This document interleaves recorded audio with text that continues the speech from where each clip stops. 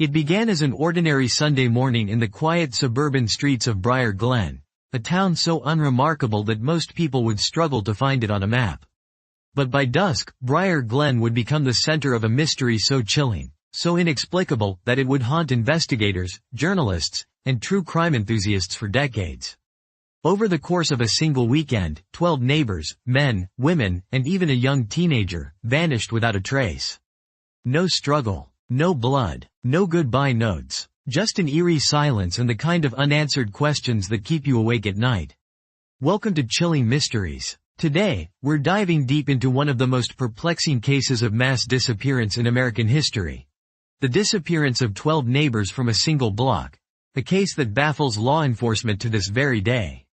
Was this the work of a calculated predator, a sinister cult, or something far stranger?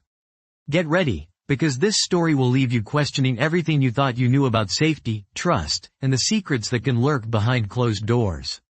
Briar Glen, nestled on the outskirts of the Midwest, was the sort of place where everyone knew each other's names.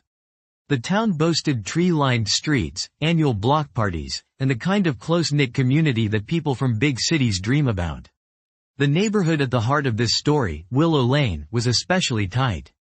Neighbors held barbecues together, watched each other's kids, and looked out for one another. So when 12 people vanished, seemingly all at once, it sent shockwaves not only through Briar Glen, but across the nation. Let's start with what we know.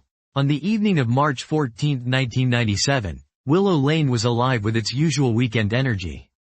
The Johnson family had friends over for dinner, the Petersons were finishing up a home renovation, and Mrs. Green, the retired schoolteacher, was seen tending her rose bushes. There was laughter, music, and the comforting sounds of suburbia. But when the sun rose the next day, something was terribly wrong. At precisely 7:45 a.m., local police received a frantic call from Emily Turner, a Willow Lane resident. She had stopped by the Johnsons' house to drop off a borrowed casserole dish, but nobody answered the door. The lights were on, the car was in the driveway, but the house was eerily silent. Emily tried the next house, the Petersons. Same story. No answer. Doors unlocked. Keys in the bowl by the door. It was as if everyone had simply vanished. Within hours, police arrived on the scene. What they found was stranger than fiction. 12 residents from 4 houses, gone. Their wallets, cell phones, and purses were still inside. Food was left half-eaten on dinner plates. In one home, a television played quietly, its glow illuminating an empty couch. There were no signs of forced entry, no blood, no signs of struggle. It was as if the people themselves had simply evaporated, leaving their lives suspended in time. The missing included Mark and Sarah Johnson and their 2 children, Ben and Lisa, ages 11 and 14. Their next-door neighbors, the Petersons, Tom, a local contractor, and his wife Ellen, a nurse. Across the street, Mrs. Green, the beloved retired teacher. And finally, the Cartwright family, John, his wife Mary, and their teenage son, Alex, a high school sophomore with dreams of becoming a pilot. A total of 12 people, all gone without a trace. The initial police investigation was swift and thorough. Officers canvassed the neighborhood, interviewed remaining residents, and searched every inch of the 4 affected homes. But what they found only deepened the mystery. There were no signs of robbery. Valuables were left untouched. Surveillance cameras from local businesses at the edge of the neighborhood showed nothing unusual. No suspicious vehicles. No strangers casing the area. Nothing to hint at what had happened. Within days, the story exploded onto national news. Reporters descended on Briar Glen, turning the once quiet town into a media circus.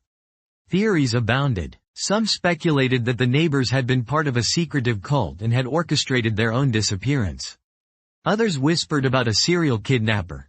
Someone with the cunning and resources to abduct a dozen people without leaving a trace. There were even rumors of government involvement, clandestine experiments, and other theories that veered into the truly bizarre. But beneath the sensational headlines, the facts remained stubbornly elusive. The FBI got involved, bringing in seasoned profilers and forensic experts. They combed through phone records, bank statements, and computer files. They found nothing out of the ordinary, no large withdrawals, no cryptic messages, no evidence that any of the missing had planned to flee. The disappearances seemed to have occurred simultaneously. And yet, there was no logical explanation for how 12 people could be spirited away so completely, so silently. For the families left behind, the parents, siblings, and friends of the missing, the lack of answers was a torment all its own. Candlelight vigils were held. Posters with smiling faces went up across the region. The town organized search parties, scouring nearby woods and rivers. Psychics and self-styled investigators offered their services, but none brought any real leads. The passage of time only deepened the sense of loss and confusion. One of the most haunting details of the case emerged from a neighbor, David Langford, who lived 2 houses down from the Johnsons. On the night of the disappearances, he'd been up late watching television. Around 11:30 p.m., he reported hearing what he described as an odd humming noise outside, followed by a sudden silence. He assumed it was just the neighborhood kids playing with some new gadget. But after that night, Langford told police, he never heard it again. This humming noise became a focal point for investigators, but despite canvassing the area and running tests, they found no physical evidence, no strange residue, no footprints, nothing to indicate what had happened. Some speculated about environmental factors. Was there a gas leak, some sort of mass poisoning, or a sinkhole? But extensive testing ruled out all of these possibilities.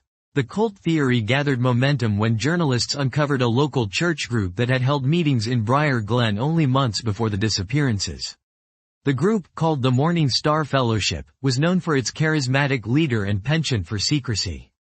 But when questioned by police, the group's members denied any involvement, and no evidence linked them to Willow Lane or its residents. With time, the case grew colder. Leads dried up, and media attention drifted elsewhere. But the mystery of the 12 vanished neighbors never faded from the minds of those who lived in Briar Glen. Every so often, new rumors would surface: a sighting in a distant city, a cryptic phone call, a vague message on social media.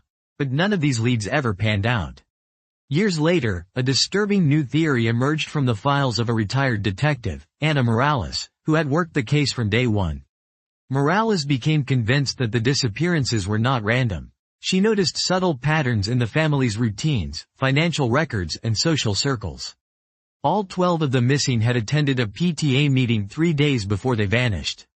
At that meeting, according to Morales, a stranger had been present, someone who signed in as James T. Rowe, a name that did not match any known parent or staff member. This mysterious attendee was never identified, and the meeting minutes offered no clues about his purpose. But for Morales, it was a tantalizing thread, a possible link between the missing and an outside force. Did James T. Rowe lure the neighbors into a deadly trap? Or was he simply a red herring, another dead end in a case full of them? The psychological impact on Briar Glen was profound. The once friendly neighborhood grew suspicious. Garage doors were kept closed, kids no longer played in the streets, and people eyed their neighbors with unease. The sense of community, once the town's greatest strength, had been shattered by fear and suspicion. In the years that followed, Willow Lane's empty houses stood as silent reminders of the vanished. Some were eventually sold to new families, but others remained vacant, their windows growing dusty, their lawns overgrown. Urban legends blossomed, stories of ghostly figures seen at night, mysterious lights flickering in abandoned rooms, and the persistent hum that some residents claimed to still hear on certain nights. Despite the lack of physical evidence, the case file on the Briar Glen disappearances swelled to thousands of pages. Every possible theory was explored: organized crime, witness protection, mass suicide, alien abduction. But with every theory came more questions, and fewer answers. One chilling aspect of the case that still haunts investigators is the precision with which the disappearances occurred. There were no mistakes, no overlooked details, no physical clues. Whoever, or whatever, was responsible had planned meticulously, striking with a level of organization rarely seen in criminal cases. For many, this suggested an inside job, or at least someone intimately familiar with the neighborhood's routines and vulnerabilities. The FBI eventually brought in behavioral profilers, hoping to build a psychological portrait of the perpetrator or perpetrators. Their findings were unsettling. They concluded that if a human agent was responsible, the person would have been highly intelligent, methodical, and capable of manipulating groups of people. They also noted that the lack of physical evidence suggested either a professional operation or an event so far outside the realm of normal criminal activity that it defied explanation. Relatives of the missing continued to push for answers. Some hired private detectives, while others advocated for new searches and renewed media attention. Over the years, several documentaries and podcasts revisited the case, each offering their own spin on the enigma of Willow Lane. Yet, for all the attention, the core mystery remained unchanged. 12 people, gone without a trace, their fates unknown. In 2014, a bizarre development briefly reignited public interest. A letter was delivered to the Briar Glen police station, postmarked from a small town in Oregon. The letter, handwritten and unsigned, claimed to be from one of the missing, Alex Cartwright, who would have been 31 years old at the time. The writer described being safe, but unable to return, and hinted at things no one would believe. Forensic analysis of the letter was inconclusive. The handwriting was similar to Alex's, but not a perfect match. The investigation into the letter went nowhere, but it added another layer of intrigue to an already confounding case. To this day, the disappearance of the 12 Willow Lane neighbors remains one of the most baffling unsolved cases in true crime history. There have been no arrests, no confessions, no definitive answers. Theories abound, but hard evidence is scarce. The case stands as a testament to the limitations of even the most advanced investigative techniques, and a sobering reminder that, sometimes, people can simply vanish. What makes this case especially chilling is the sheer normalcy of the victims. They weren't criminals, outcasts, or people living on the fringes of society. They were families, friends, teachers, and children, people just like you and me. Their lives were ordinary, their routines predictable. And yet, in the space of a single night, they were erased from the world, leaving behind only questions, heartache, and a mystery that refuses to be solved. If you're wondering what you can do, remember, cases like this are solved not just by professionals, but sometimes by ordinary people who notice a detail, remember a face, or connect a forgotten clue. If you know anything at all, about the Briar Glen disappearances, reach out to your local authorities. Some mysteries are only unsolvable because the right person hasn't come forward yet. If you found this story as chilling as we did, don't forget to subscribe to Chilling Mysteries for more true crime cases that will keep you up at night. Leave a comment with your theory about what happened to the 12 missing neighbors. Was it a cult, a criminal mastermind, or something even stranger? Your insight might just help crack the case. Until next time, stay safe, stay curious, and remember, the world is full of secrets, and some of them are closer to home than you think.